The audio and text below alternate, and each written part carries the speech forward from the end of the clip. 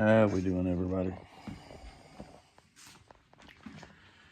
Haven't posted nothing because wasn't nothing really to post. Come out here 2 nights ago after the boy got home from work and finished the cage up in his truck. It's kind of hard to see it, but I guess I could open the door. I don't think he's got anything in here, but show you some of it. Got his cage all finished up, put in. He got all of his kill mat put down. I guess today I'm gonna add a few bars to my cage that I've been wanting to do. And got the YSL Camino wet sanded and the first initial buff done on it. I got one more compound I'm gonna go over it with. I can do that while it's inside.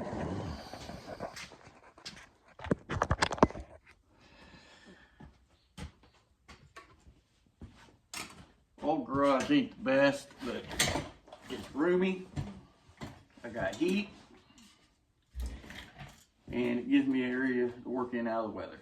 It serves its purpose, and it will until we tear it down and put a new one up. So, which is going to be here in probably this winter, maybe next winter, and then after that, hopefully we'll be putting something else up to work in. I want to lift. I'm tired of laying on the ground. But for well over a decade, this old building's worked just fine. So, painted 3 of them in here. Built, I don't know how many in here. So, worked on our shit, other people's stuff. Mainly people that couldn't afford to take their stuff to a shop, you know. So, I'll work on it, just tell them you pay me whatever's fair. So at least the work's done right. But now, haven't done anything on vehicles, well, other than wet sanding and buffing that here during the last month. But we've been busy, me, both the boys, the wife got up there and helped too. But put a new roof on the house, tore it all off, resheeted it, new shingles and everything. Tore the brick fireplace off the house, redid everything for a new wood stove and new flue pipe and all that. So we've had some other stuff we've been working on. But right now the main focus is these 3 right here through the winter. Priorities, the boys' truck, getting it running.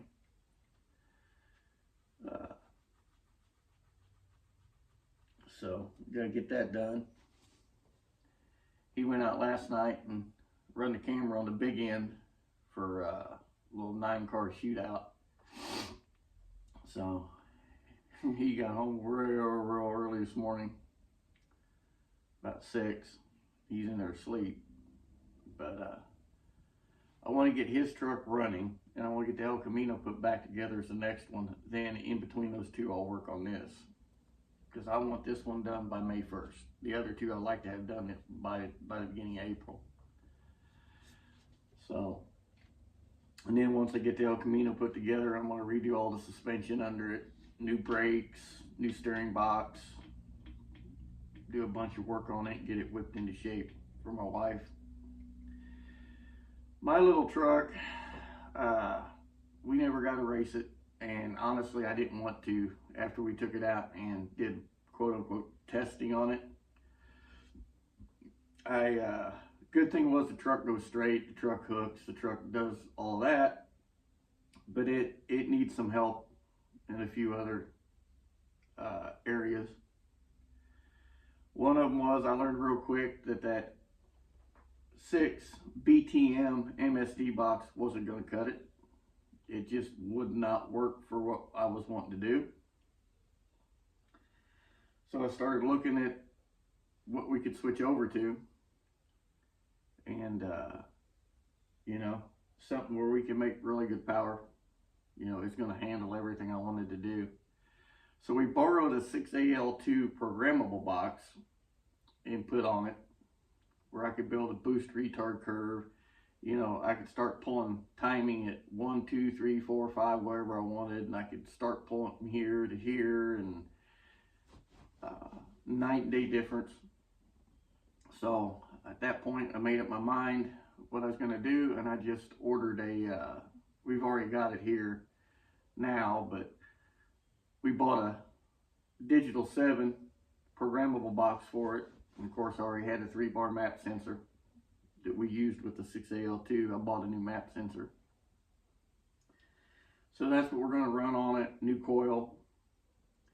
Something else I'm going to do to the truck, and I and youngest boy have talked about this for the last year. And because I drive the truck on the street so much, and it's really getting tiresome spending big money on 116 just to drive it on the street. So we're going to convert it to E85. I can make really good power on E85. I ain't worried about that.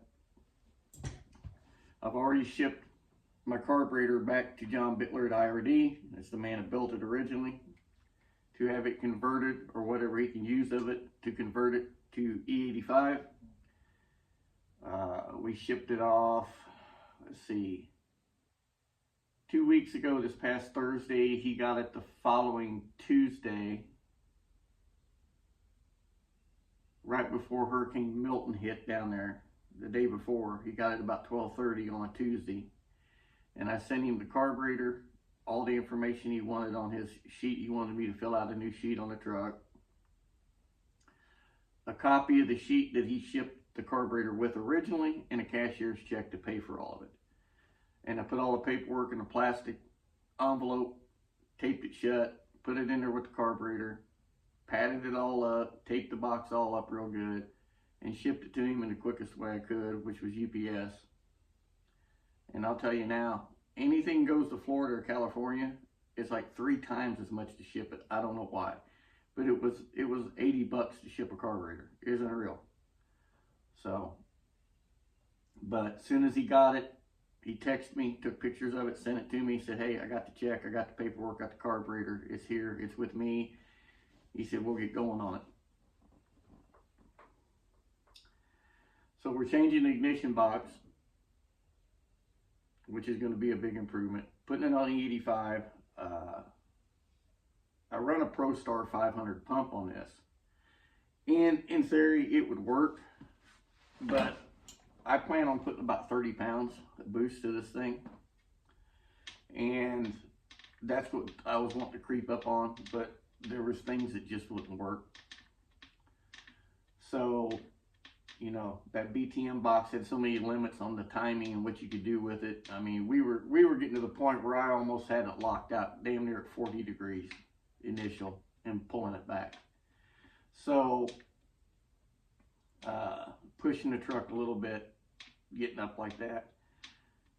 So, the pump that I run, like I said, that ProStar 500, it would be good. I mean, I could adjust the internal regulator in it or cap it off and run a return style and get 35 pounds out of it. But, you know, and it's supposed to be, what, a 400 gallon an hour pump on 12 volts, 500 on 16 volts. I think the specs on it. But I think I'm going to go with an Aeromotive brushless pump. It's a lot more money, but I think it'd be the better deal in the end. This pump's been stellar. I mean, we run it for 4 years before I ever had to put seals or anything in it. I've left rice fuel set in it all winter. I know I won't be able to do that with the 85. So I've already bought a bunch of new AN hose and fittings and everything so I can get away from the CPE hose. Although they say you can run it, and I'm real good about changing my AN lines about every 2 to 3 years. You know,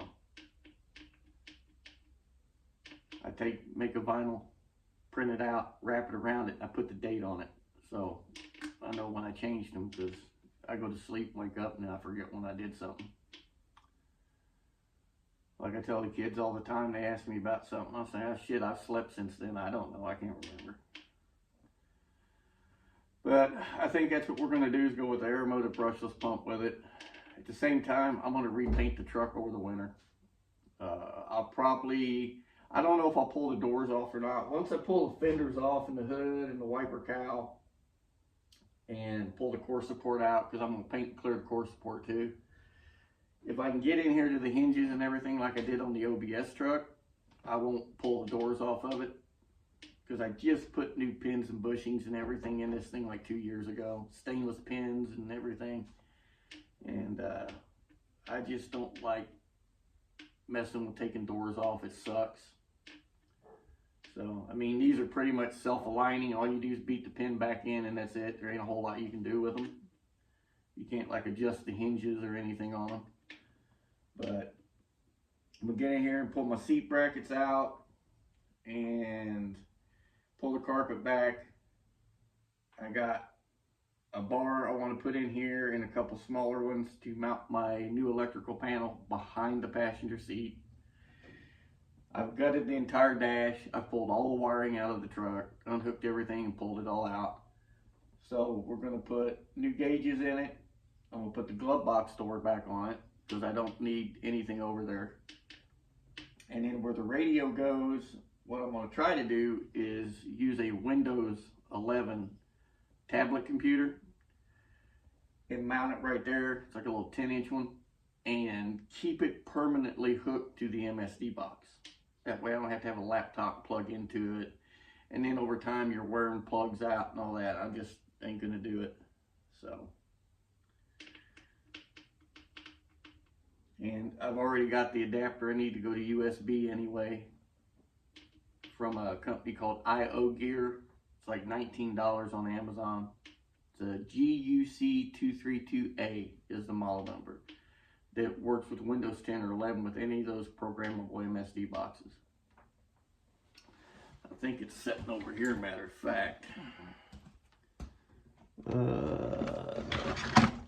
Yeah, this box needs to go back to its owner. That 6 box, but yeah, there's a little adapter. So, like I said, everything is pulled out. There's the gauge cluster out of it. So I'm not going to reuse any of that anyway. It's getting all new autometer. I'm putting all ProComps gauges in it. I'm going to not use that big ass 5-inch tack anymore.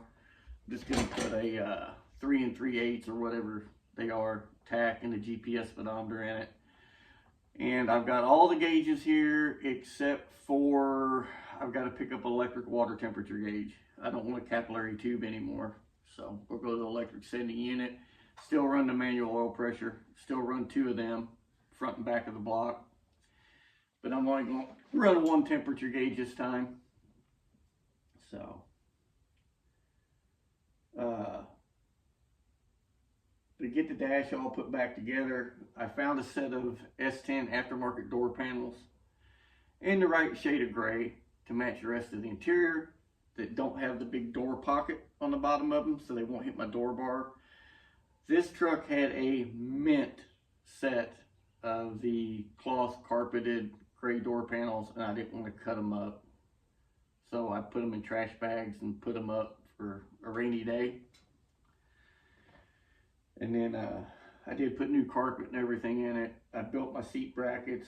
And speaking of seat brackets, the Kirky seats will not go back in the truck. I have bought 2 new RaceQuip seats for it.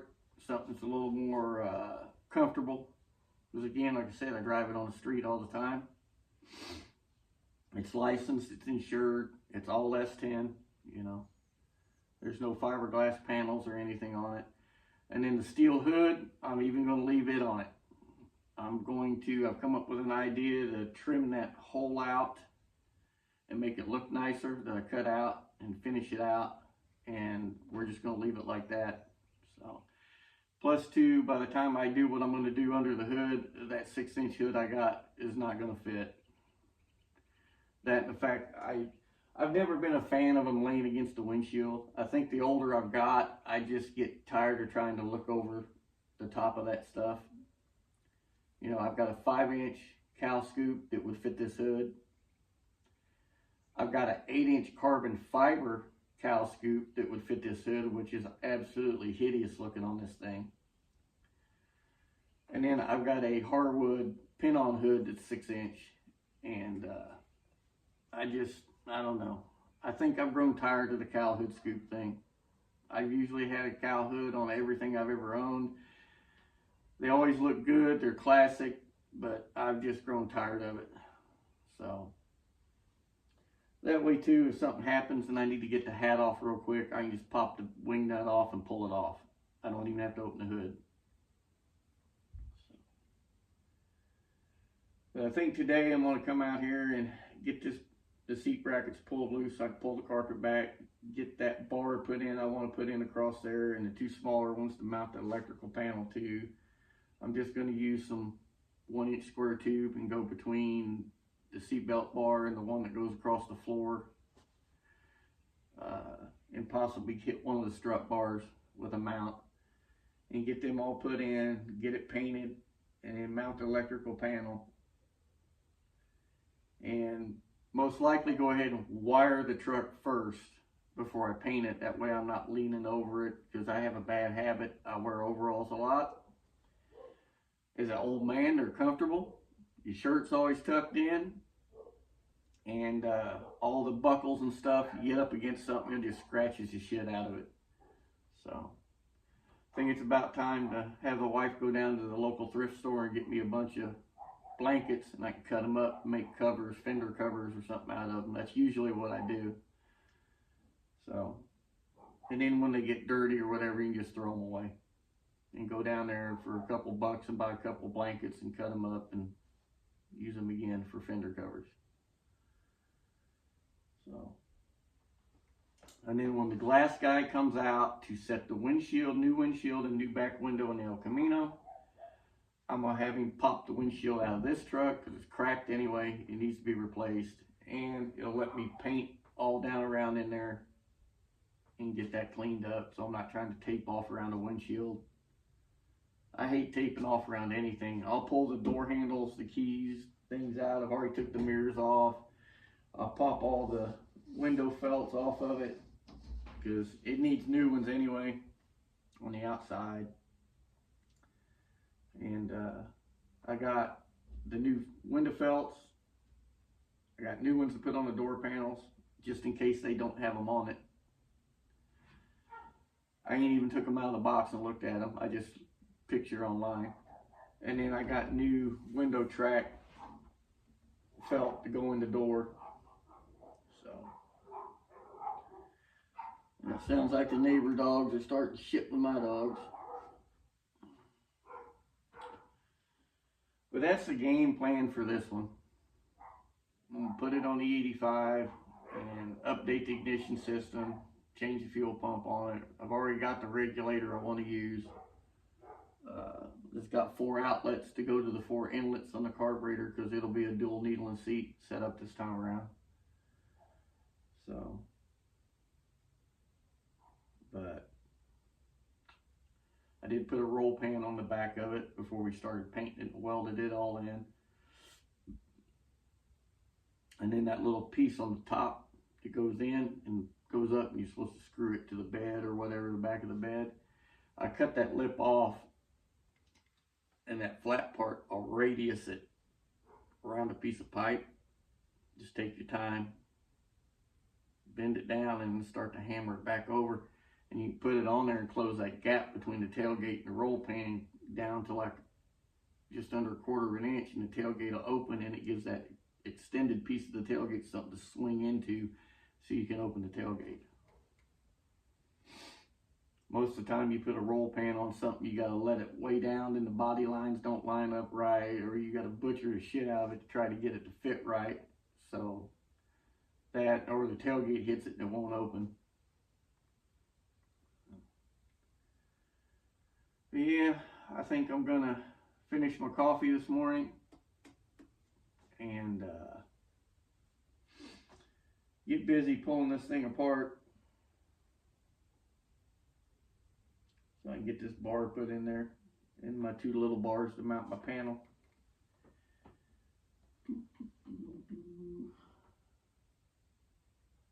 Probably pull the hood off and start working on that opening. Get it all dressed up. I'll show you what I mean. I honestly could live with it the way it is, but I'll show you what I'm talking about.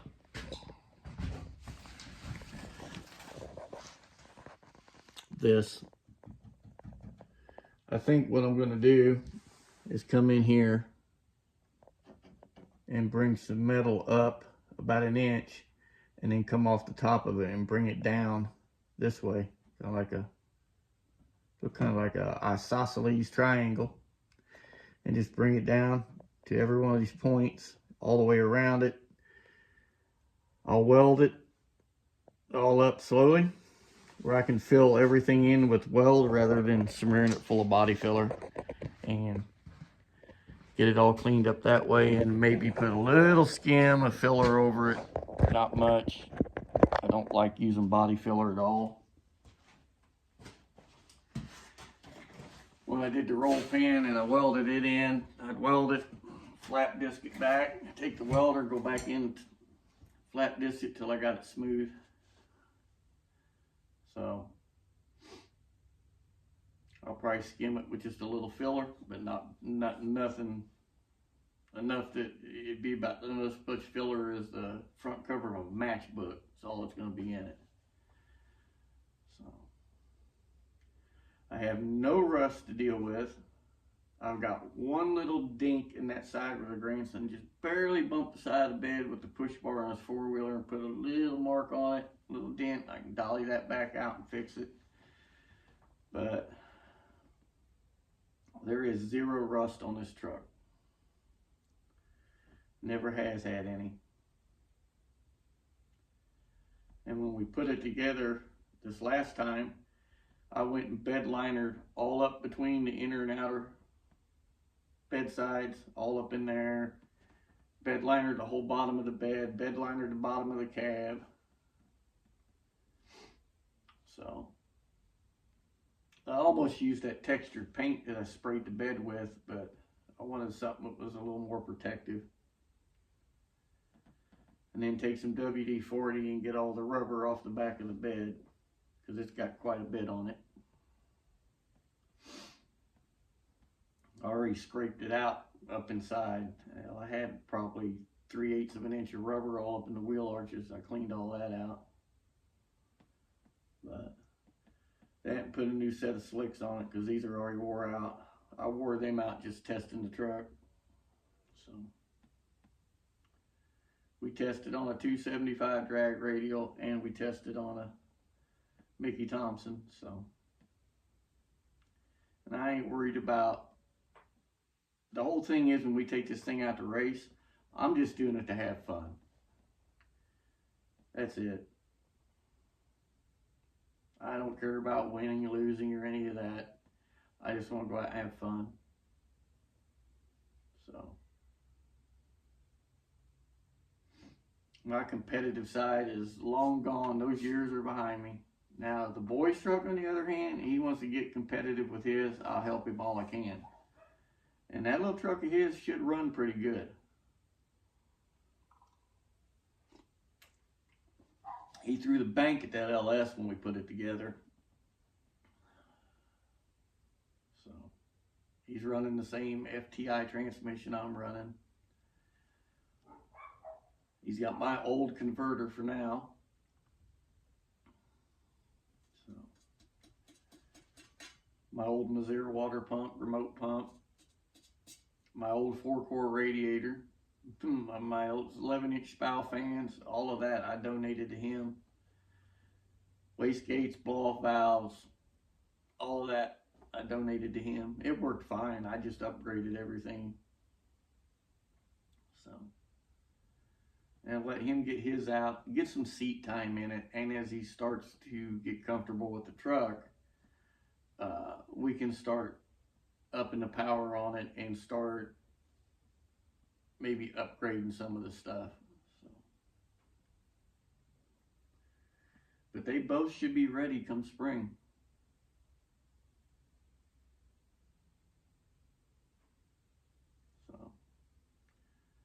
If we're gonna take them out and run them, I've been looking at a 2-car trailer, so we ain't gotta use 2 trailers to pull them around with, 2 vehicles. We can just take 1 vehicle. So don't need a very long one to get 2 S10s on. They're short. But that's the game plan. Like I said, get that El Camino put back together, get this one dealt with, get his truck running. His don't need painted or anything, so. And for now, we're gonna take those Legends wheels off the El Camino, put the rallies back on it. Wife wants the rallies back on it with the disc brake caps and everything. And I'll paint them to match the stripe color that's on it. And then those Legends wheels we'll put on the boy's truck, let him run them till he gets a set of wheels for it. So they're already pretty much the right back spacing for an S10, an 8 with a 4.5 and a 7 with a 4-inch in the front. So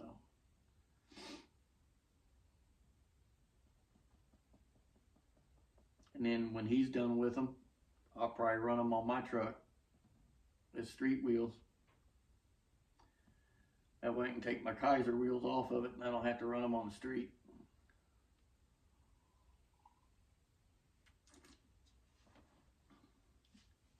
But there you go. There's an update. So sorry it ain't nothing more exciting. We do have some footage of us testing the truck. It's not the greatest. It's just clips, make a hit, and then the next one may make a hit and I'll abort it because something's on the truck's not happy or something. Got footage of him following me around in it, and you can hear when I lay into it, you can hear it blow the seals out between the hat and the spacer. So truck was still getting after it even with the big ass boost leak. But yeah, I figure I take it out, E85, take it, let it put about 30 pounds to it, and whatever it does, it does. It'll either win or lose. Win, lose, or blow up, one or the other. I don't think it'll blow up, so.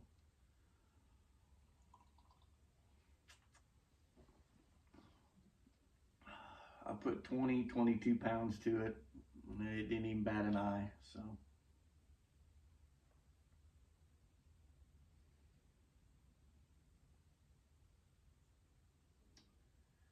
But I'm gonna cut it there. Go in, change my hoodie. Don't want to ruin my Moonshiner garage hoodie out here in the garage. Go in and put on one of my old ones. Get out here. I need to get this thing jacked up and the cribbing set under the tires so I can get, that way the bed will be about, top of the bed will be about right here. Bottom of the bed will be about where this line's at right now. Makes it easier on me to paint instead of bending over, especially with HVLP gun. When we do that, and sanding, I can just sit on a stool. Everything's at the right height. The sand on it, I can roll around it and do all that. Makes it easier getting underneath it, running wiring and so forth too, and fuel lines and everything.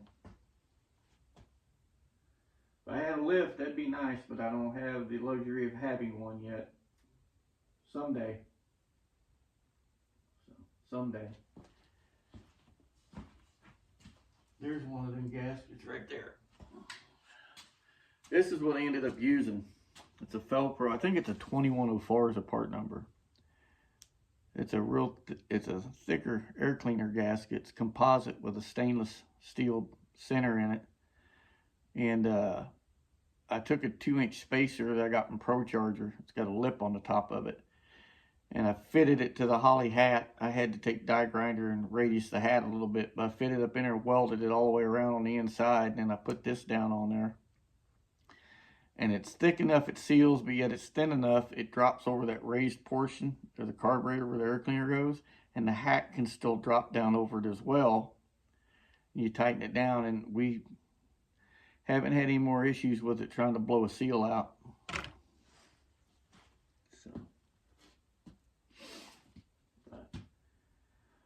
Yeah, I rambled enough. Time to get busy. So all of you stay safe. Above all, God bless. Later.